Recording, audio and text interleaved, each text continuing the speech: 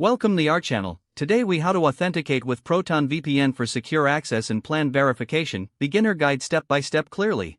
To authenticate with Proton VPN, begin by visiting the Proton VPN website. Click on the sign in button located at the top right corner of the page. Enter your registered email address and password in the designated fields. If you don't have an account, choose the option to create a new one. After signing in, you will be taken to your dashboard.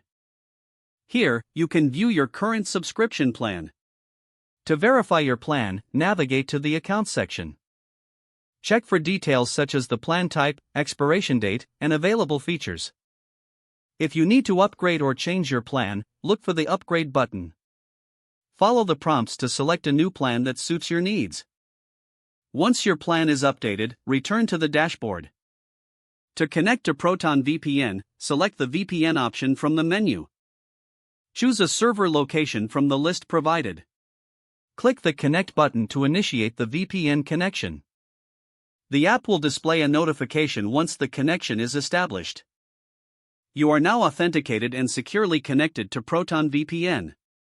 To verify your connection status, check the IP address displayed in the app. If you encounter any issues, consult the troubleshooting section for assistance. This concludes the guide on authenticating and verifying your Proton VPN plan. If the page does not load, refresh the browser or try again in a private or incognito window. Make sure you are using the correct email address, then retype it carefully to avoid small typos. If your password is not accepted, use the reset option and create a new strong password you can remember. Check your spam folder for verification or security emails, then complete any requested confirmation steps. Enable two-factor authentication if available to improve account security and reduce unauthorized access risk. After signing in, review your profile details so your contact information and settings are accurate and current. If you see an error message, note it down and try again after restarting your device and internet connection. Log out when you finish, especially on shared devices, to keep your account and payment information secure.